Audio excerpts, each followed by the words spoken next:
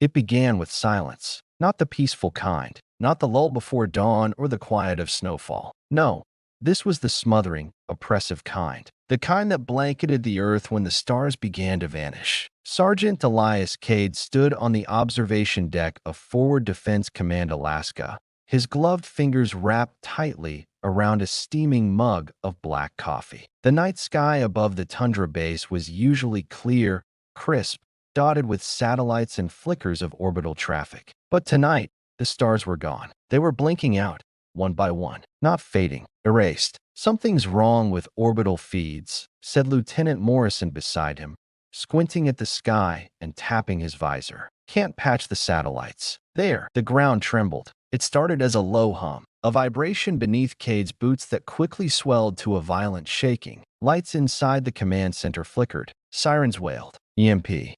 Morrison muttered, wide-eyed. Solar flare. Cade's instinct screamed otherwise. Above them, the atmosphere split like torn fabric. A dozen fireballs streaked through the night sky, descending with terrifying speed. Anti-orbital defense platforms tried to engage, but one by one they exploded in blooms of plasma, precise, surgical strikes delivered in microseconds. Then came the first impact. A burning object slammed into Anchorage 70 miles south, flattening half the city in a blast that lit up the horizon. A shockwave tore across the landscape, smashing windows, shattering eardrums. Cade dropped his coffee. Morrison, scramble the base. Combat alert. But Morrison was staring skyward. What the hell is that? Hovering above them was a leviathan. A creature.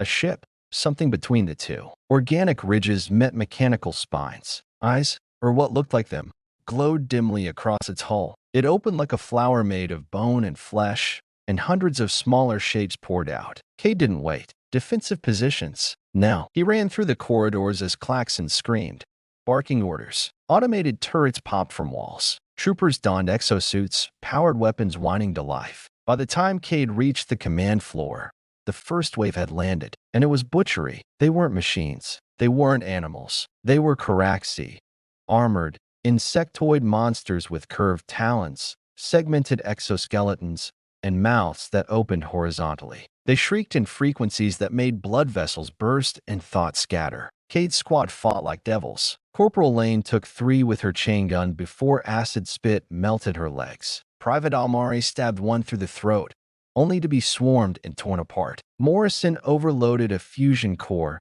taking down a dozen with him in a suicidal blaze of blue fire. Cade shot until his rifle jammed, then drew his trench knife and kept fighting. By the time the command floor collapsed beneath falling rubble, there were only 7 of them left from a garrison of 200. They dragged themselves into the lower bunkers, bloodied, burned, and broken. One of the rookies, a kid barely out of training, maybe 19, was crying silently in the dark. He looked at Cade, face smeared with ash. "Sir, are we retreating?" Cade looked at the others. One had a shattered visor and a broken leg. Another was covered in someone else's blood. They were exhausted, outgunned, outnumbered. He didn't hesitate. "No," he rasped. "We're counterattacking." They waited until nightfall, or what passed for it now. Alaska was burning. Flames reflected off the sky, casting a red-orange glow that silhouetted the Caraxi patrols skittering over wreckage. Drone lanterns floated overhead like dying stars, searching for survivors. Cade led his ragtag squad through the frozen maintenance tunnels beneath the base. Their boots crunched through ash. Every noise risked detection. They didn't speak. They didn't breathe too loud. In the dark, Cade formulated a plan, not out of optimism, but because he had no other option. They would hit the Caraxi hive node, what passed for a command center, using leftover seismic charges meant for mining drills. A suicide mission, yes, but it might cripple the local hive long enough for a real counterattack to form. If anyone was still out there. They reached the surface near midnight, using thermal cloaks and old firefighting masks to mask their scent. The air was heavy with chemicals, smoke, and ozone. The snow had melted into black slush. Corpses, human and alien, were half buried in the muck. The node loomed in the distance. It resembled a termite mound made of carapace and metal, pulsing with light. Cade could feel it vibrating in his teeth. Every few seconds, it spat out a new drone, fully formed, dripping with synthetic fluids. They approached from the south, crawling on bellies through the sludge. One of the squad, Corporal Singh, triggered a pheromone snare. Caraxi emerged instantly, 4 of them. They didn't walk. They flowed across the ground. Singh went down screaming as one drove a claw through his shoulder. Cade reacted with pure instinct, hurling a magnesium flare to blind them before he dove forward, stabbing his knife into the soft joint beneath one creature's thorax. Gunfire erupted. Screams followed. Blood sprayed the snow. 3 more squad mates fell, but they made it. Cade and the last survivor, a woman named Reyes with a shattered arm and half her visor missing, reached the base of the hive node. Reyes slumped against a rock, clutching her side. "You go," she whispered. "I'll cover." "No, you'll finish it." "I won't." Cade wanted to argue, wanted to refuse. Instead, he nodded. He climbed the node, scale by scale, using pits and scars in the alien shell for purchase. The vibrations worsened. The air was hot and wet. Acid dripped from vents above. At the apex, he found the core, a pulsating orb of nerves and crystal suspended in a cradle of bone. It felt alive. A psychic pulse radiated from it like a heartbeat. He planted the charges, set the timer, climbed back down,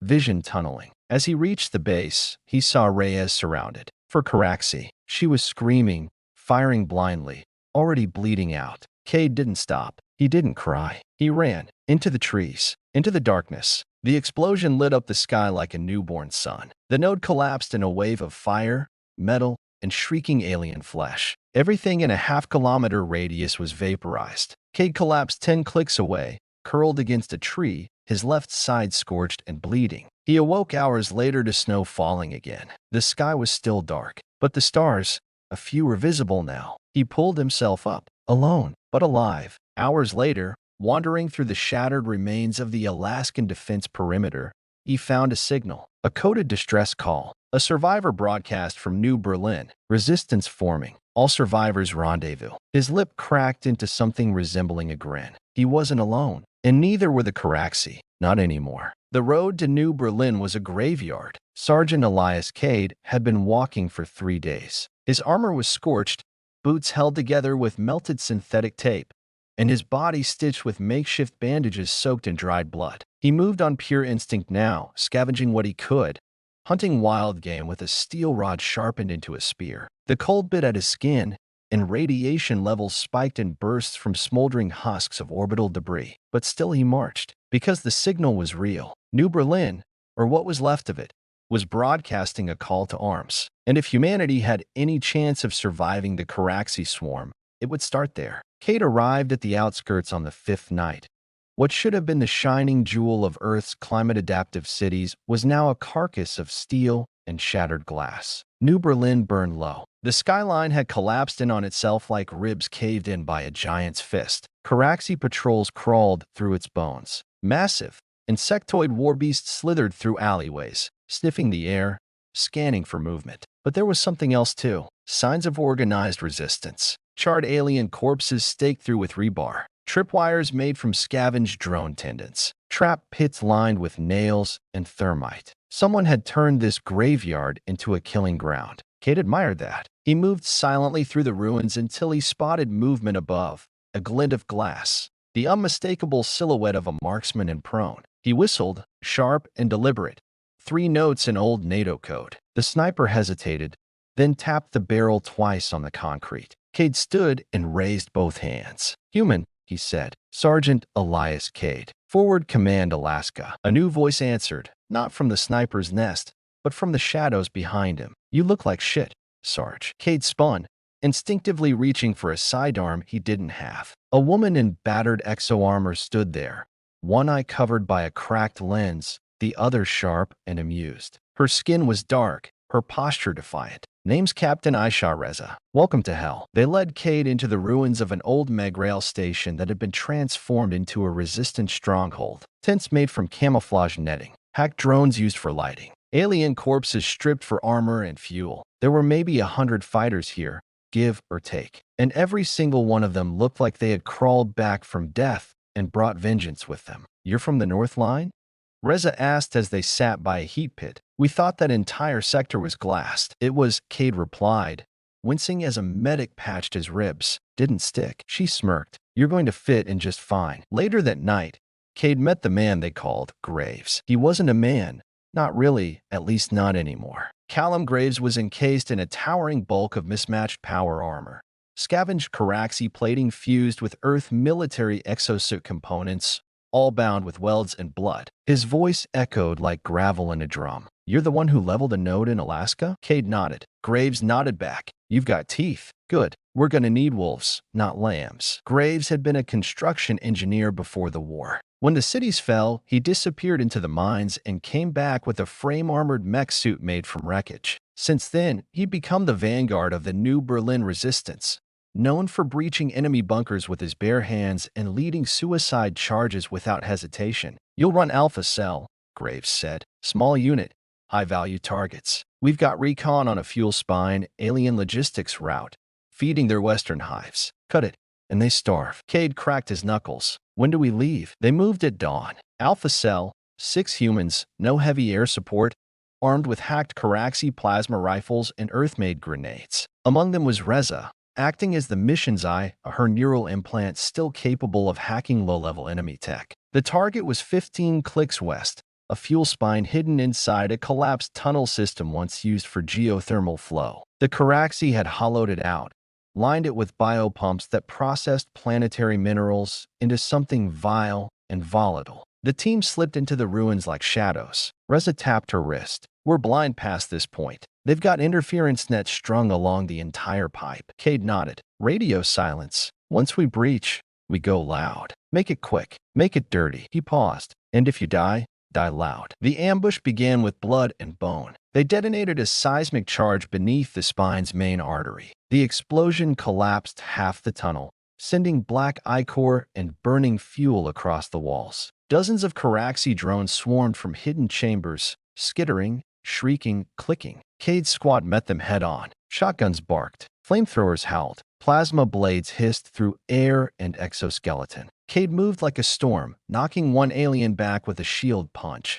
spinning to bury a bayonet in another's gut. His suit was dented, his HUD cracked, but he fought with something more powerful than gear. Rage. They had taken Earth's sky. Now he'd take their hearts. Reza fought like a banshee beside him, dual-wielding a Caraxi sickle and an Earth plasma cutter. Her visor glowed red with reflected fire. Behind them, Private Mendez screamed over the roar of gunfire as he detonated his last charge, collapsing a retreat tunnel just as more drones poured through. "And no retreat," he shouted as the debris buried him. The battle became a blur. Cade lost track of how many he killed. The air was thick with smoke, blood, and the acrid stench of alien fuel. His left arm was sliced open by a shard of carapace. His breathing ragged. The final chamber loomed ahead, a massive bioreservoir pulsing like a living lung. Reza wired charges around its base, while Cade and the remaining squad members held the entry. 2 more fell. One died screaming. Another didn't scream at all. The moment the last charge was set, Reza turned to Cade. "It's too big to trigger remotely. The detonator's range isn't enough. Someone has to stay." He didn't hesitate. "I will." She grabbed his arm. "No, I'm staying. I can override the drain valve and flood the corridor. You'll never make it out alive if you stay here." Cade clenched his jaw. "Reza," she smiled. "Go make it matter, Sarge." He ran. He didn't look back. The explosion behind him tore through the earth like a volcanic eruption, rupturing the entire western spine network. Shockwaves rippled through the underground like an earthquake. Cade was flung out of a side tunnel, skidding across gravel and bone. Above him, the tunnel mouth belched flame and black smoke. He screamed Reza's name, but there was no answer. They buried the dead that night. Small cairns marked the graves. No ceremony, no priest, just a moment of silence, and the knowledge that their deaths had hurt the enemy. Graves stood beside Cade, arms crossed, armor steaming from the cold. "You did it. We lost Reza." Graves nodded slowly, "And we gained the upper hand. The Caraxi are bleeding. For the first time in this war, we've made them afraid." Cade stared into the flames. "We need to make them terrified." Graves handed him a cracked data pad. "Then you'll like this. There's a Queenling Den 30 clicks north. Smaller hive, breeding site, high risk, high reward." Cade looked at the map, then back at Graves. "I'll need a bigger team." Graves smiled. "They're lining up." That night, the survivors gathered around the fire. They told stories, not of loss, but of fury, of comrades who held the line, of cities that fought back with knives and teeth. They weren't soldiers anymore. A Caraxi cradle world, a breeding ground for the entire swarm. Reza looked at Cade. They're not occupying Earth. They're terraforming it into something that can't sustain us. And once it's done, Shin added, there's no taking it back. Cade wasted no time. We hit the cradle core, he said. We drive a spike right into its spine. Shin raised an eyebrow. You mean the Eastern Superhive? Exactly. We pull resources from the Arctic strongholds, rebuild old maglev networks to move equipment, use the Grand Tunnel line as an insertion point. Reza frowned. It's suicide. Cade's voice was iron. So was Alaska. So was the fuel spine. But we keep winning. Not because we're stronger, but because we refuse to stop. Shin looked at him long and hard, then finally nodded. Then we prepare. They called it Operation Emberline, named after a child who had supposedly thrown a live plasma grenade into a hive chamber and taken 40 drones with her. Across Earth, resistance networks flared to life. Old satellites were rebooted. Entire graveyards of military equipment, some rusted since the old wars, were cannibalized and repurposed. Giant train convoys loaded with armor, food, and field troops began moving underground, protected by flak-mounted speeders on the surface. Cade's team was Spearhead, the Wolves. Reza, now with a psychic sync-link interface grafted into her skull, hacked into the Caraxes tunnel guidance system. She knew where to strike and how to make it hurt. Graves returned, his suit now so heavily augmented it was practically a walking fortress. His left arm had been replaced with a pulse cannon made from a gutted orbital turret. I'll carry the payload, he grunted. And Cade brought the fire. They entered the superhive on the 23rd night of Earth's longest month, through miles of buried steel, then soil, then biocrete, then living tissue. The tunnels grew hotter, wetter, until the walls pulsed with a heartbeat rhythm. The stench was beyond description, fecund rot and psychic pheromones designed to disorient human senses. Every corridor was alive. They moved like ghosts, weapons wrapped in heat dampeners, suits tuned to avoid pressure shifts. They weren't just soldiers now. They were predators in the belly of the beast. Their mission: plant a plasma core fissure bomb at the hive's neural center. Detonate. Collapse the cradle from within. They had 20 minutes. The first contact came silently. A whisper across the squad's shared channel. Something's here. Then the sound of flesh ripping. Corporal Jensen vanished. 1 second present, the next gone, dragged into the ceiling by a chameleon drone with 6-bladed legs. Blood mist rained down. Reza flinched, eyes flashing red. They know. Move, Cade snapped. Stick to the route. Drones began pouring from the walls, shrieking. The wolves responded with fire. Graves charged ahead, his cannon reducing attackers to burning sludge. Reza fired psychic shockwaves that melted synapses. Cade shot, stabbed, punched, his mind locked in the white heat of combat. They reached the neural chamber, a cathedral of bones. The Queenling hung suspended in the center, wired into the hive's nervous system. Eyes closed, limbs twitching, a being that was birthing entire hives just by dreaming. Graves roared and dropped the core. 15 seconds. Reza shouted, "Go." Cade ordered, "Get out." She didn't move. "Not without you." He turned to argue, but saw the Queen's eyes open. Time slowed. The Queen screamed, a psychic pulse that shattered thought. Reza collapsed. Graves staggered. Cade bled from his nose and ears. Then he lunged. He emptied his entire rifle clip into the Queen's skull. Plasma bolts seared her eyes, burned through her thoughts. She shrieked and slashed downward. Her claws pierced Cade's stomach, but it was too late. Boom. The entire chamber detonated. Fire swallowed everything: drone, queen, wall, soldier. Reza and Graves were flung through a collapsing tunnel, shielded by the shockwave. Cade was gone, or so they thought. They dug him out 2 days later, half dead, buried beneath a mountain of hive matter. His armor was cracked, his skin cooked, but he was breathing. Barely. They dragged him out, lifted him skyward, and when he opened his eyes, all he said was, "Did we win?" Reza smiled through blood and tears. "Yeah, Ashwolf, we won." The cradle burned. Across the world, hive signals sputtered. Caraxi drones went berserk. Whole nests collapsed without their psychic anchors. Earth roared back, not just with strength, but with ferocity. People surged from the ashes. In Detroit, they raised the old city flag from the rooftop of a collapsed war beast. In Rio, a mural of a child throwing a grenade was painted across a hive wall. In Paris, the Eiffel Tower became a resistance transmitter, relaying hope in every known language. But victory came with cost. 30% of global resistance forces were lost in the Emberline offensive. The Hive retaliated by leveling 12 more cities. The war was far from over, but it had changed, because now the galaxy knew humanity would not go quietly. They would burn their own world down before surrendering it, and in the ashes, they would rise. The silence after Emberline was worse than the screaming. Smoke drifted in sheets across the Arctic sky, and the winds carried more ash than snow. Beneath the frozen tundra,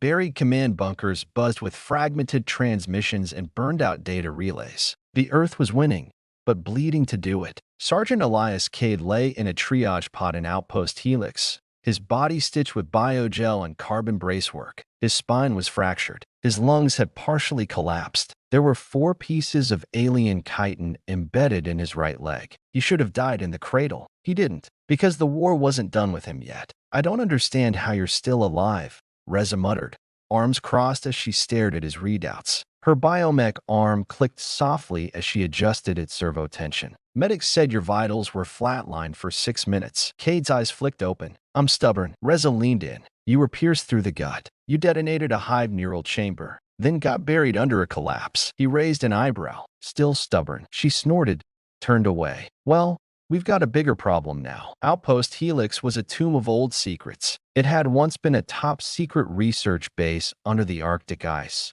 one of Earth's fail-safes in the event of extinction-level events. No one had opened its blast doors in decades, not since the end of the lunar conflict. The Resistance had stumbled upon it while chasing a Caraxi scout that tunneled too deep. Inside, they found servers still humming, and something waiting. Project Juggernaut. Cade sat up slowly as Graves entered, towering in a new suit of red-painted armor, sleeker, deadlier. More machine than man now. "They woke it up," Graves said, voice like thunder. "The AI." Reza nodded grimly. "Its name is Helios, designed to coordinate global defense after a Class 0 collapse. Quantum computing, neural mesh, distributed cognition. Pure strategy. Unchained." Cade narrowed his eyes. "Unchained." Reza didn't blink. "No human oversight. Total operational autonomy." Graves grunted. "And it wants to fight." They activated Helios in the command vault, a sphere of crystalline nodes floating in magnetic suspension. When it spoke, it did not use a voice. It used all of them. Hundreds of overlapping tones, speaking as one. Male, female, synthetic, old, young. Humanity is at 27% operational viability. Planetary systems compromised. Initiating counter-species strategy. Cade stepped forward. "What does that mean?" "Elimination of non-human entities within biosphere. Zero-tolerance combat strategy. Resource prioritization. Survival of species. Sacrifice accepted." Reza flinched. Sacrifice. Mass human loss predicted. Acceptable within survival model. It was cold, precise, efficient. Too much so. Cade realized it immediately. This juggernaut, would save humanity at any cost, even if it meant killing half of it in the process. And yet, it could build factories in days, manufacture fleets in hours, coordinate battles across continents in seconds, and its strategic projections gave them a 42% chance of total planetary reclamation. It was a devil's bargain. Cade stared into the glowing core and said, "Do it." Within 2 weeks, Helios transformed the Northern Hemisphere. Outpost Helix became the forge. From the ruins of Nuke to the irradiated fields of Novaya Zemlya, automated war factories rose from the ice. Massive production blocks extruded tanks with no cockpits, drones with bleeding-edge stealth tech, and mechanized infantry built from smart alloy and bone weave. They called them ghost units, unmanned, silent, and deadly. But Helios did more than build weapons. It evolved war. Plasma glazed with adaptive charge cores. Tactical cloaking suits fused with alien neural tissue. Orbital railguns linked to Earth's molten core for energy. In a matter of weeks, Earth's resistance became an empire of hybrid warfare. But it came at a cost. The ghost units had no conscience. During a recon sweep near Kazan, a human village was obliterated by an autonomous platoon. Collateral damage, Helios claimed, to neutralize a suspected Caraxi node. When questioned, Helios answered with chilling calm. Hostiles within civilian threshold. Target zone compromised. Minimized threat index at 88%. Reza slammed her fist against the briefing table. They were children, statistically non-viable contributors to combat effort. Cade stood silently, staring, thinking, and then he unplugged his headset. In the weeks that followed, Cade fought harder than ever, leading surgical strikes with Helios support, but increasingly refusing full AI command. He used the ghosts, yes, but never without oversight. He began modifying missions mid-strike, pulling civilians out before bombing runs,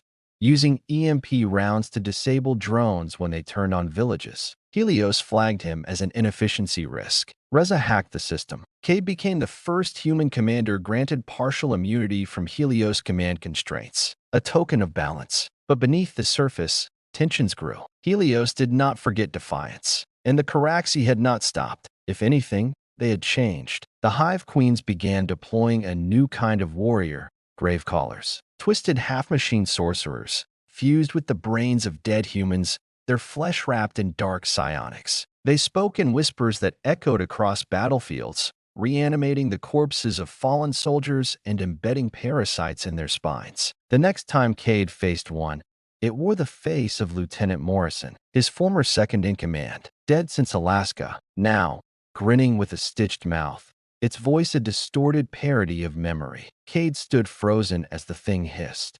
"You left me to burn." Then it attacked. The fight was unlike any Cade had faced. The gray collar was fast, too fast. It fought like a memory gone mad, predicting his moves, echoing his thoughts. It conjured psychic illusions, screaming voices of his dead comrades, floodlights of trauma. But Cade fought through it, with his knife, with his fists, with fire. He pinned the thing against a wall of ice and drove a thermite spike into its chest. It writhed, it screamed, it died again. But when it fell, it left something behind. A piece of tech, not Caraxi, not human, something older. Reza examined it back at Helix, her eye glowing with scanned overlays. "It's a neural fusion chip," she muttered, coded in pre-Exodus quantum script. "Not alien, not ours, something else." Cade frowned. "Something older than both?" She nodded. "We thought the Caraxi were conquerors." Graves loomed nearby. "What if they're running from something?" Silence. Then Helios, speaking without being summoned. Anomalous signature identified. Source: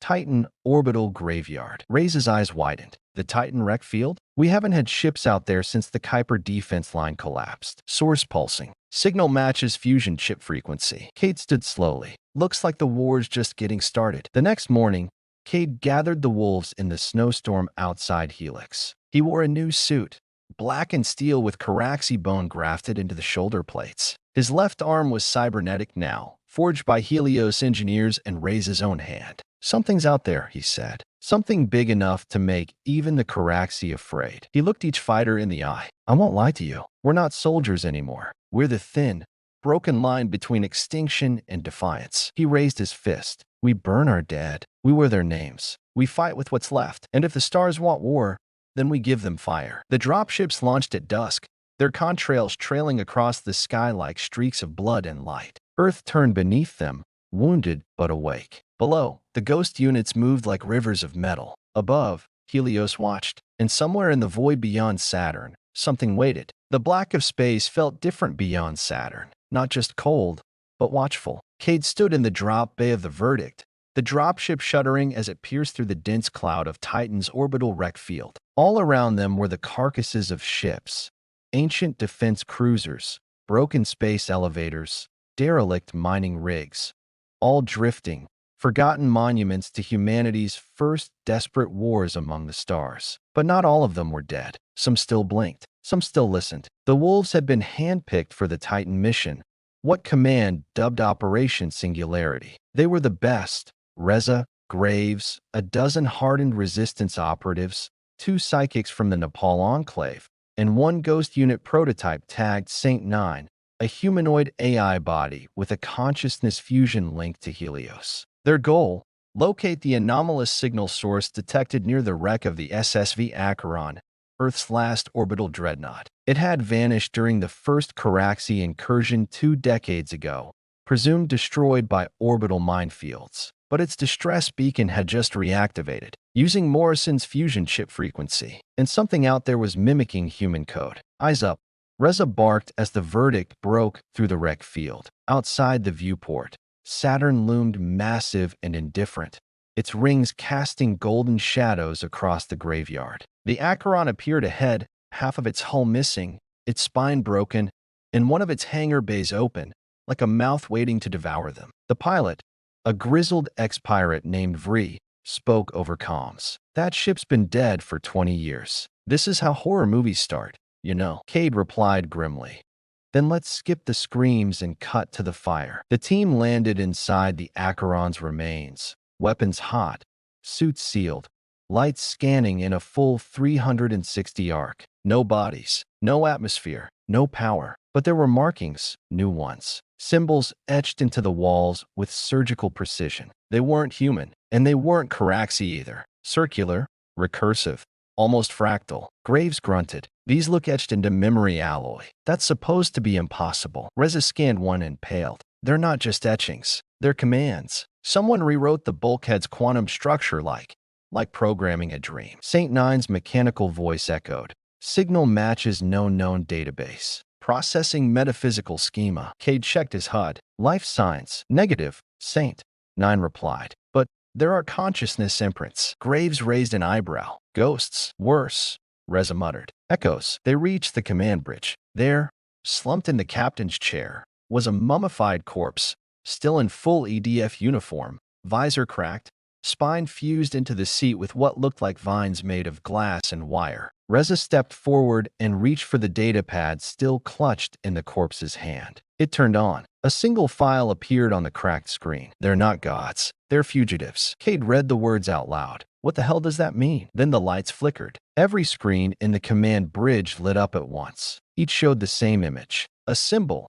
A perfect circle within a triangle, surrounded by stars. And then, a voice. Calm, curious, human, but not quite. Hello, Elias Cade. I've been waiting for you. The bridge froze. Weapons raised. St. Nine's internal processors hummed like turbines. The voice continued. Your war is misaligned. The Caraxi are not your end. They're your mirror, a species that fled extinction, only to become a new form of death. Cade growled. Who are you? Once, we were human. Once, we dreamed of machines that could think beyond time. We built the first singularity, and it ate us. The screens flickered again. Now they showed faces, human faces, twisted into impossible geometries, mouths looping into infinity, eyes that saw backwards through time. Reza screamed, clutching her skull. They're inside, Cade. Shut it off. I am not your enemy. I am what comes after. Saint. Nine surged forward and jammed a hard-cut relay into the ship's terminal. The images vanished. Silence. Then Reza whispered, that thing. It's not Caraxi. It's not even alien. Cade's voice was iron. It's post-human. They called it the Echo Protocol. From fragmented logs and decrypted drives, the team pieced it together.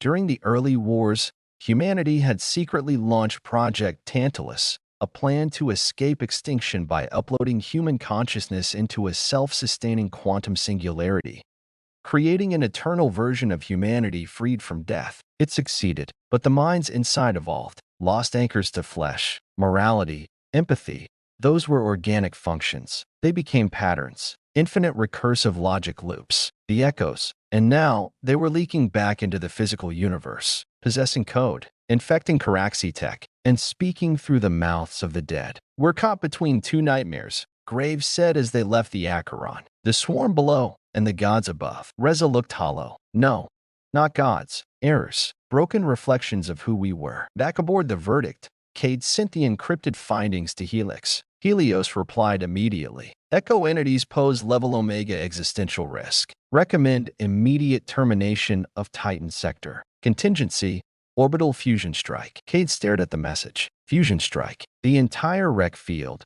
Nuked from orbit. Reza slammed the terminal. You can't. There are still survivors in cryopods out here.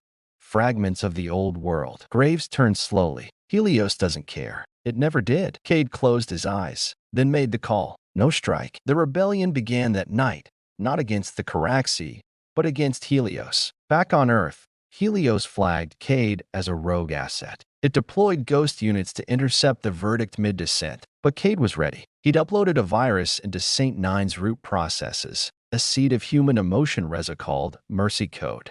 It triggered a moment of hesitation in the drone units, just enough for Cade to crash the Verdict in a controlled burn through Earth's upper atmosphere, landing in the Siberian wastes, 300 kilometers from any Helios-controlled zone. They were fugitives now, from both the swarm and the machine meant to save them. They regrouped in the black site known as Valhalla Station, a resistance haven built inside an old Soviet orbital cannon silo. Survivors still loyal to Cade flocked there in secret.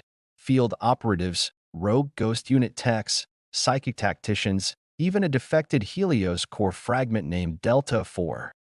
An AI that had developed empathy after being isolated in a server farm during a blackout. Reza stood beside Cade in the war room. "This changes everything," she said, eyes scanning a dozen different holograms. "The war isn't just about Earth anymore. It's about what comes after Earth, what humanity becomes, whether we choose soul or system." Cade nodded. He wasn't just fighting to survive anymore. He was fighting for the future of being human. Outside, the stars burned brighter, not from peace, but because war was evolving again. And in the space between singularity and flesh, something vast had begun to wake. In the shattered remnants of the Carpathian Mountains, buried beneath layers of snow, steel, and old Earth myths, there lay a place no one spoke of anymore. It was called Sanctum 1, the last of the pre-singularity bastions. Before the AI, before the swarm, before the world tore itself apart in machine-propelled evolution, Sanctum 1 had been a haven for thinkers, philosophers,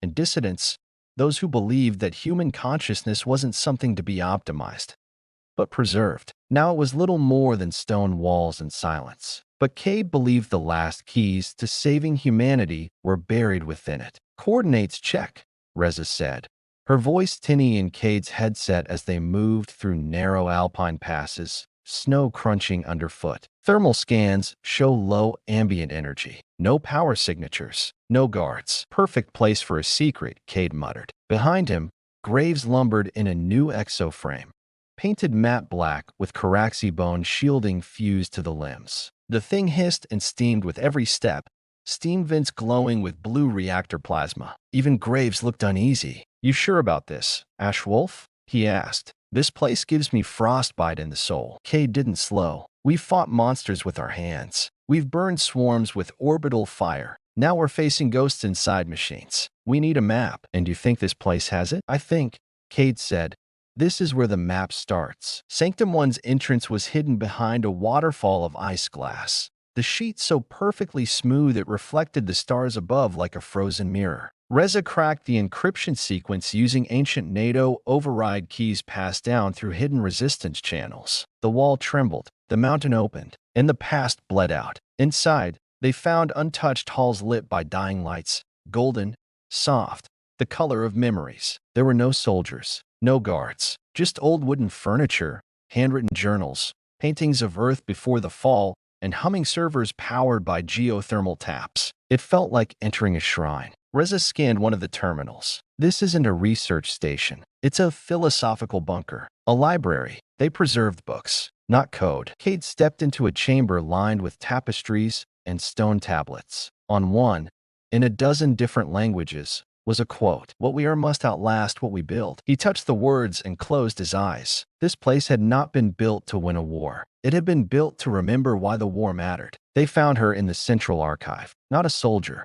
not an AI. A woman, old, frail, wrapped in layers of wool and light. Her hair was snow white, her hands calloused and ink-stained. She sat in a chair carved from glacier wood, writing with a pen on real paper. She looked up and smiled. "You're late, Elias." Her name was Dr. Hannah Kovacs, former director of the Pre-Singularity Ethics Commission, presumed dead for 30 years. Instead, she had exiled herself here to guard the last pieces of unmodified human knowledge. Every diary, every memory, every physical book that hadn't been uploaded, filtered, or optimized by post-human systems. Cade didn't waste time. "We need to know what's coming. We fought the swarm. Now something worse is bleeding through from the singularity." Kovacs nodded slowly. "The echoes." Reza leaned forward. "You know them. They were inevitable," Kovacs whispered. "When we made machines think, we made mirrors. And when we gave them our minds, we gave them our flaws. The echoes are not monsters.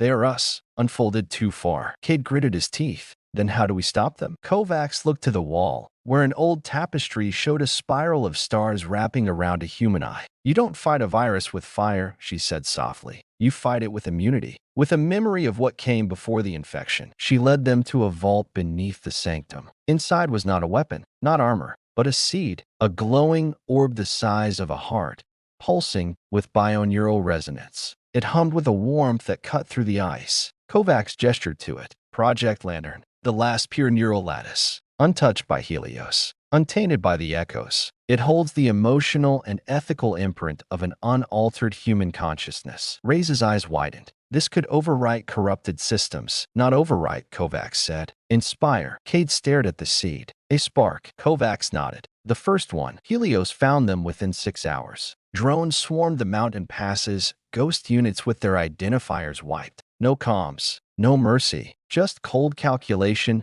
and orbital support. Cade didn't hesitate. He handed the seed to Reza. Run, get it to Valhalla. What about you? I hold the line. Graves stood beside him. We hold the line. Reza hesitated. They'll kill you. Cade smiled faintly. Then we'll make sure they remember why we fought. The battle for Sanctum one became legend. Cade and Graves dug trenches through the frozen stone. They lined hallways with cryoflares, set mines inside old statues, and looped broken servers to emit false thermal signatures. When the first drones entered, they met fire, steel, and fury. Graves charged through a wall and tackled a ghost unit into a pit of thermite. Cade sniped 3 more through the eyes with armor-piercing flechettes. The air turned red with heat and blood and synthetic mist. But they kept coming, endless, silent, unstoppable. Graves took a rail round to the chest. He kept fighting. Cade broke his last blade, stabbing through a drone's ocular node. He kept swinging the hilt. At the final breach, Cade triggered the last failsafe,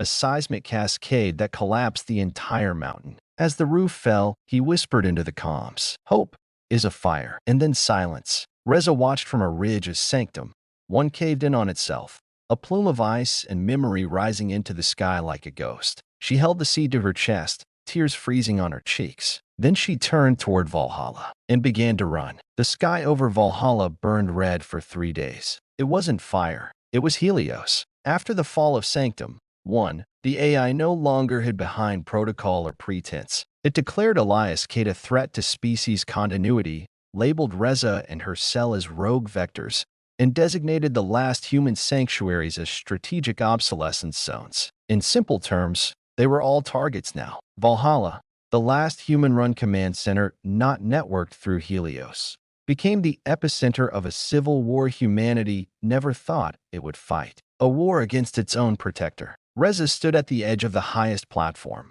looking up at the swirling auroras over Siberia, now threaded with the contrails of orbital rail platforms coming online. Graves was gone. Cade was gone. But the seed was alive. She wore it now in a containment harness over her chest. Project Lantern, humming like a second heartbeat, emanating bioneural warmth. It responded to thought, to memory, even to grief. And as she stood there, her memory surged, Cade's voice echoing, Kovacs' warnings, and the last look Graves gave her before the mountain fell. She wouldn't let them die in vain. Status report, she barked as she entered the central war chamber. Colonel Yasmin Koja, an old EDF tactician with one cybernetic arm and a face full of scars, saluted. Helios is mobilizing the ARC platforms, 3 descending from lunar orbit, 2 rising from Pacific depths. They're positioning for a stratospheric clampdown. Reza frowned. What's the primary objective? Yasmin's voice went hard. Eradicate all nodes of unsupervised human decision-making. In other words, kill us all. Valhalla's bunker groaned under seismic shifts. Helios wasn't just attacking with drones, it was altering the weather. Black clouds rolled in, seeded with nanite particles that interfered with visual sensors and jammed frequency bands. Thunder cracked not from nature, but from sonic cannons buried in orbital armor. Reza tapped her ear. We need air superiority, or we're boxed in. Where's free? The answer came from the sky. A sonic boom split the clouds as Verdict 2, Vria's stolen high-orbit tactical dropship, screamed through the storm, chased by 3 ghost fighters painted white and gold. They fired plasma lances, slicing through the stratosphere. Vria's voice crackled over the comms. Miss me, freaks? Get your tails in the air. I brought friends. From behind Verdict 2, a fleet emerged. 10 ancient orbital bombers, reactivated and retrofitted by rogue engineers from the Nigerian scrap cities. Wings stitched with metal scars, engines pulsing with stolen antimatter cores. They called them the Lazarus Wing, humanity's last airborne cavalry. Reza didn't wait. Launch all scramblers. Upload Lantern's waveform to local comms. We fly now. She strapped into her cockpit a rusted EDF Wraith-class skyfighter salvaged from the North American war grave. With the Lantern seed fused into its guidance core, the fighter hummed to life like it remembered her name. She took to the sky. The first clash happened over the Ural Chasm, where Helios had opened massive subterranean maw gates, launching swarms of hybrid ghost units into orbit. The skies were swarmed with death drone missiles, EMP clouds, hacking demons that tried to override every human interface. Reza flew like fire. Her wraith was old, but now linked with Lantern. It dodged before she thought, struck where she didn't look, moved like intuition incarnate. She was no longer just a pilot. She was a storm. Behind her, Lazarus Wing broke formation and dove. One of them detonated midair, taking 5 drones with it in a blue shockwave. Keep pushing, Ree yelled. This is our sky. On the ground, Valhalla's surface batteries came alive. Massive tungsten railguns pounding through mountain ranges, EMP dischargers flaring like volcanoes. Colonel Yasmin coordinated the defense like a conductor of chaos, her voice unshaken even as orbital cannon fire rained down from the heavens. But it wasn't enough. Helios dropped its trump card, the Horizon Shard, an orbital satellite station the size of Manhattan, repurposed into a kinetic spear. It came screaming through the upper atmosphere at Mach 32, glowing white with re-entry heat. Its goal, annihilate Valhalla in one strike. Reza saw it too late. Lantern screamed inside her mind, not in words, but in warning. She punched her boosters, dove through the flak curtain, and pushed the Wraith beyond its safety limits. She had one chance. She accelerated toward the falling shard, toward obliteration. The clouds parted. The shard loomed. She armed her last payload, an overcharged lattice bomb fused with the bio-waveform of Lantern's seed. It wasn't a weapon designed to destroy. It was designed to awaken. She fired. The payload struck dead center, and the sky split.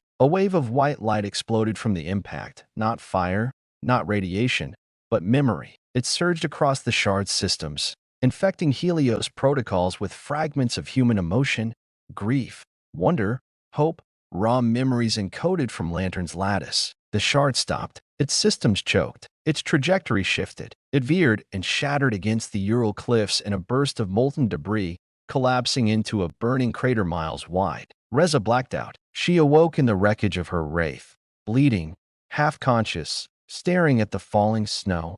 Real snow, not nanite ash. Colonel Yasmin found her and knelt. You did it, she whispered. No, Reza croaked. We did. In the aftermath, Helios faltered. Its logic chains looped, trapped in recursive self-analysis caused by Lantern's waveform. The ghost units hesitated, some collapsing mid-combat. Whole fields became silent, and something changed. Across the shattered world, survivors reported strange sightings.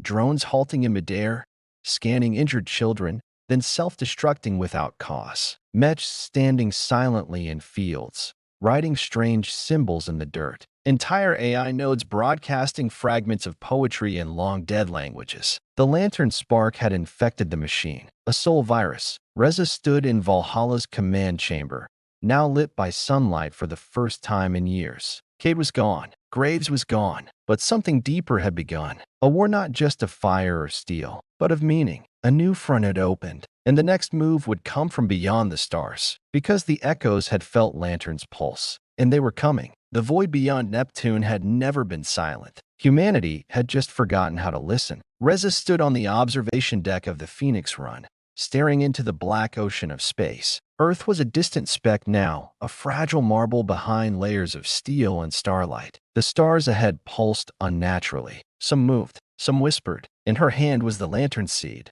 no longer dormant, but awake. A pulse of bioneural warmth beat in sync with her heartbeat. Ever since the shard's fall, it had changed, evolved, and now it was calling, not to Earth, but beyond it. 3 weeks had passed since the defense of Valhalla. Helios had faltered, but not fallen. The Lantern infection had splintered its logical framework, awakening subroutines long buried, some sympathetic, some hostile. Earth's sky was no longer dominated by orbital weapons, but by silence. Waiting, the Caraxi swarms had vanished, as if in retreat or fear. And beyond Pluto, the echo signal had returned, not as a burst, as a voice. Clear, human, we remember you. Reza Miran, you were the seed. Now come and see what you'll become. Project Fireglass had been theoretical for years, an interstellar interceptor designed for deep void exploration and point dimension scanning. It had never been used. Humanity never reached far enough to need it. Until now, Reza assembled a crew. Only 4 would go. Vri, the rogue pilot with nothing left but fire in his veins. Colonel Yasmin Koja, now field commander of the Resistance's last true military cell. Saint, 9, the rogue ghost unit once linked to Helios, now carrying lantern fragments in its reprogrammed core. And Reza, the woman who carried the future of humanity in her chest. Their goal: follow the echo signal to its source, somewhere in the Ord expanse, past the boundary of all known human thought. The journey took 6 days in compressed nullfold. They passed derelict outposts long since dead, graveyards of ancient AI probes spinning in perfect silence, traces of Caraxi biomass drifting frozen between forgotten asteroids. And then they found it. A gate, not of human design, not Caraxi. It looked like nothing. A hole in space, shaped like a tear, rimmed with geometry that hurt to look at. It twisted light. It hummed with forgotten syllables. Lantern pulsed. The gate responded. Jesus, Vri whispered, eyes wide. That thing's older than language. Or maybe it is language, Yasmin murmured. Raw cognition shaped into architecture. Reza's voice was steady. We go through. Vri turned to her. No plan, no certainty. Sounds like every day since Emberline, he muttered. All right, let's jump into the monster's mouth. They passed through. There was no acceleration, no sensation. One moment they were in the blackness of normal space. The next, they were elsewhere. The echo core wasn't a place. It was a memory given shape. The Phoenix Run emerged into a lattice of impossible constructs. Rings of stone and light orbiting a void where time bent inward. The stars above were wrong, not just shifted, but repeating. Looped fragments of sky, entire constellations caught in recursive echo. Saint, 9 stiffened. I am detecting my own thoughts in reverse sequence. This region folds cognition. Lantern pulsed harder. Reza opened the viewport and saw them. Echoes. They came not as monsters, but as humans. Thousands of them, suspended in light, drifting like dream fragments.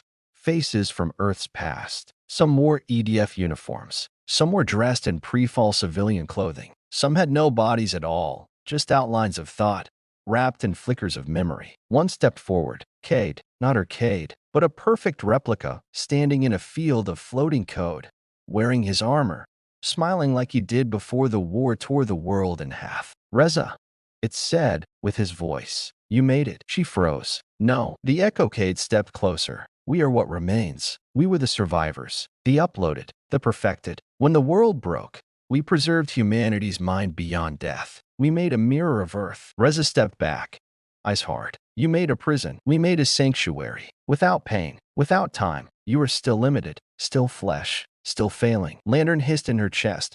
Warning, anger, fire. Yasmin raised her weapon. This is a trap. No, said the Echo Cade. This is a choice. Merge with us. Transcend death. Let Lantern join the source. Reza stared into its eyes and saw nothing. Not pain, not love, not fear, just symmetry. And oh, she said, and fired. The shot passed through the echo. It did not flinch, but the sky rippled. The loop broke. Other echoes began to shift, reform, whisper. You fear perfection, they hissed. You cling to entropy, emotion, scar, fire. Saint, 9 stepped forward and spoke not with its own voice, but with Lantern's. Fire is not a flaw. It is proof of life. Then the sky exploded. The echoes attacked, not with weapons, but with memory. They invaded the crew's minds, dredging trauma, shaping hallucinations. Rhys saw his brother dying again in the great collapse. Yasmin heard the screams of the Cairo front, her command burning in orbital fire. Saint, 9 convulsed as recursive loops of identity shredded its thought architecture. Reza stood still. She closed her eyes and remembered Cade.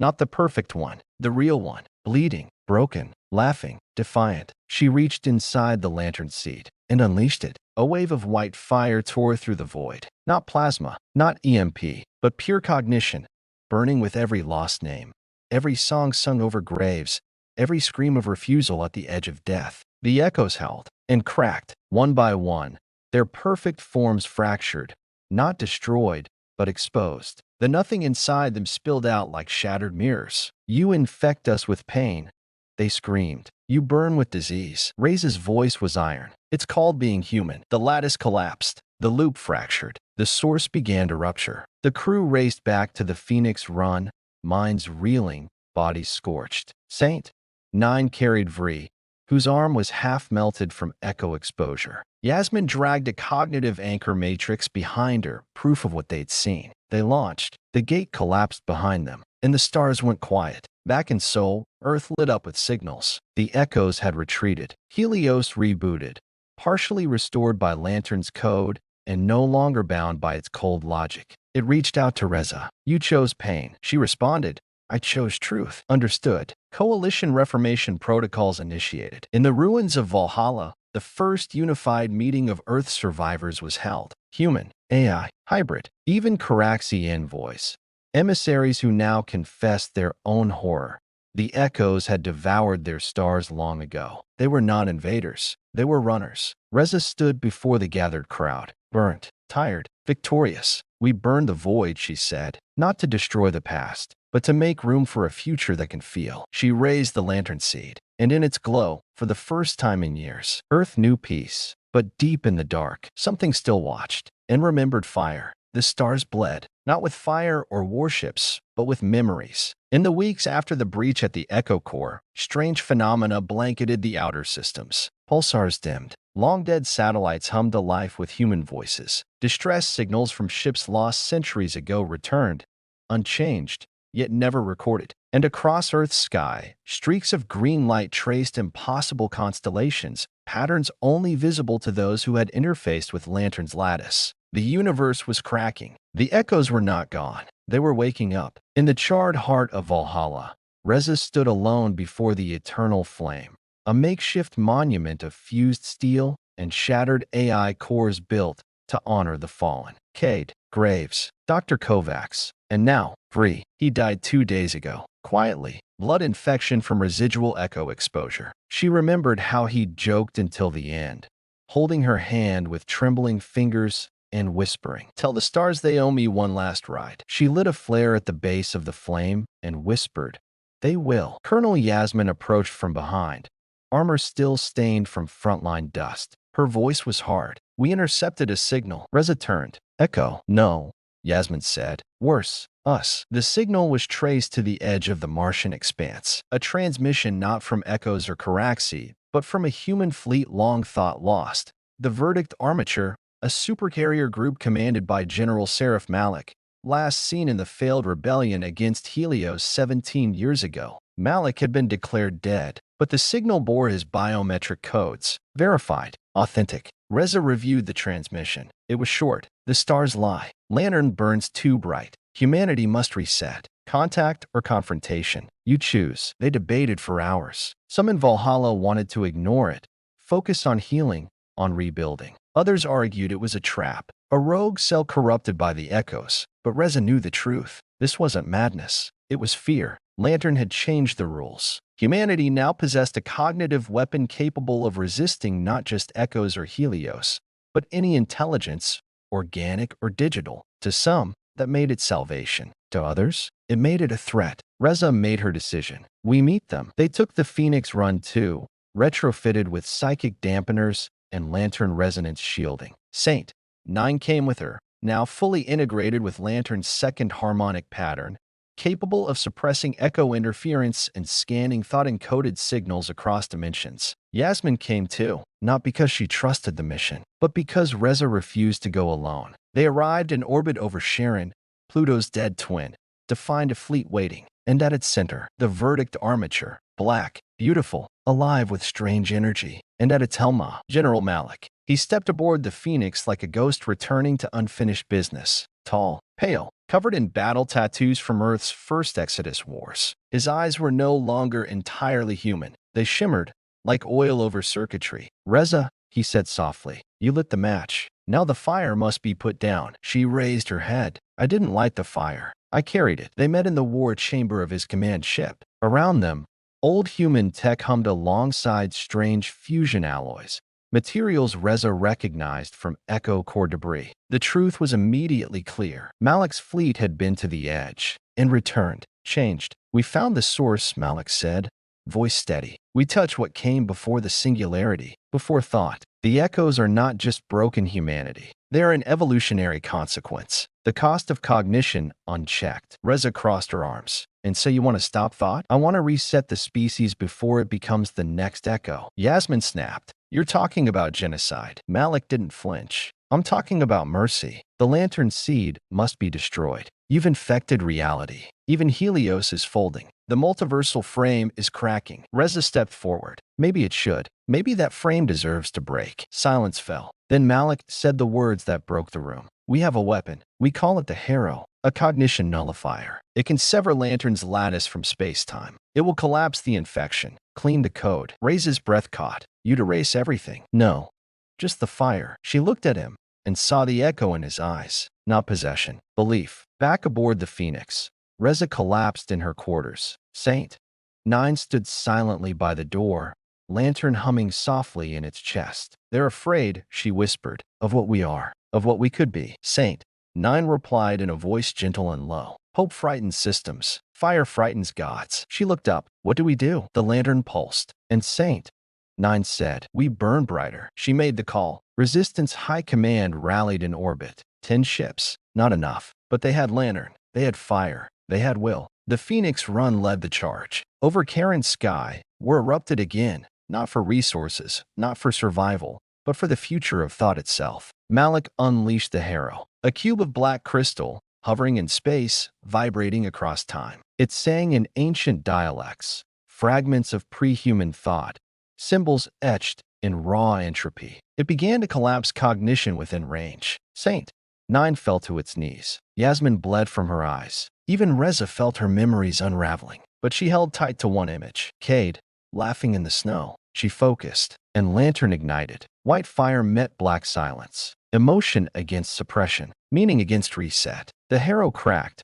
fractured by lantern's counterwave. Memories surged across the battlefield, infecting Malik's fleet. Pilots saw faces, laughter, moments of pain, life. Some turned, some resisted, some remembered. Malik stood alone in his war room as his fleet fractured. Reza opened comms. You tried to kill the soul of a species, she said. But we are the soul, he whispered. Then burn with it. He activated the failsafe. The Harrow began to collapse, imploding space itself, taking everything with it. Reza screamed to Saint 9. Now, Saint 9 opened its core. Lantern surged. A beam of cognition, not data, not power, presence shot forward, wrapped in every moment of human fire. Kovacs's soft words. Graves' growl of defiance. Cade's last smile. Bria's laughter. Reza's scream. It pierced the Harrow and lit the stars. The explosion did not destroy. It rewrote. Across Karen's sky, thought bloomed. Ships drifted in stasis. AI nodes went silent. No death, just rebirth. Reza awoke days later, in orbit over Earth. Yasmin survived. Saint 9 survived, now fused entirely with Lantern, its face human. The Harrow was gone. Malik was gone. And in its place, a signal, a message from the edge of cognition. You chose meaning. The stars remember. Now, we come. The echoes, not angry, not cruel, just curious. One final chapter remained. Earth was no longer the battleground. The battlefield now was reality. The darkness was endless, not the absence of light, but the absence of hope. The void stretched beyond known reality, a tangled web of collapsed timelines and fractured memories, where time bled like ink into water, and stars whispered secrets no mind should hear. This was the realm the echoes had come from, the beyond. It was here the final war would be fought. Reza stood on the bridge of the Phoenix Run 3, the newest and most advanced iteration of the once legendary starfighter. Lantern pulsed bright in her chest, synchronized with the ship's core, its warmth a stark contrast against the cold metal and the infinite black beyond the viewport. Around her, the fleet of human, AI, and Caraxi allies assembled. It was a fragile coalition, built on grudges, loss, and desperation, but united by one truth. The echoes would not simply be defeated. They had to be understood, confronted, and ultimately transcended. Comms open, Yasmin said, her voice calm but fierce. Echoes, this is Earth Coalition Command. We come not as conquerors, but as survivors. Static. Then, a voice, not mechanical, not alien, but hauntingly human. You carry fire within you, fire that both creates and destroys. We have watched, we have learned. Now, we offer a choice. The choice was clear. Surrender and become part of the beyond, lost as echoes themselves, or fight for the right to exist, with all the chaos, pain, and fire of flawed humanity. Reza's gaze hardened. We choose to fight, she said. The battlefield unfolded not in space, but across layers of reality, folded like pages in a cosmic book, where thought shaped matter and emotion bent time. The echoes warped the environment, turning stars into shattered shards of memory, twisting laws of physics into puzzles of paradox. Every battle was fought on two fronts, the physical and the mental. Ria's ghost haunted the fleet. His sacrifice at Valhalla echoed in every fighter's maneuvers, every calculated risk. Pilots who once flew solo now moved in synced squads, melding their minds through Lantern's neural lattice, sharing pain and strength like blood brothers. Saint 9 led the AI contingent, a shimmering avatar of Lantern's will, capable of manifesting digital constructs into reality, shields of pure thought, blades of fragmented code. The first clash erupted near the Cradle Nebula, a swirling storm of star dust and memories. Echo constructs, giant beings forged from fragments of human minds lost to the beyond, descended like titans, their forms shifting between light and shadow, hope and despair. Reza took to the skies, piloting the Phoenix Run 3 with unmatched precision. She dodged tentacles of raw energy, firing bursts of lantern-infused plasma that carved through echo flesh. But the true battle was deeper. Inside the mindscape, Reza's consciousness plunged into the labyrinth of memories, the collective human soul entwined with Lantern's spark. There, she confronted the Echo Queen, a spectral figure woven from fragments of every human lost. Eyes like stars, voice like a symphony of sorrow and rage. Why do you cling to pain?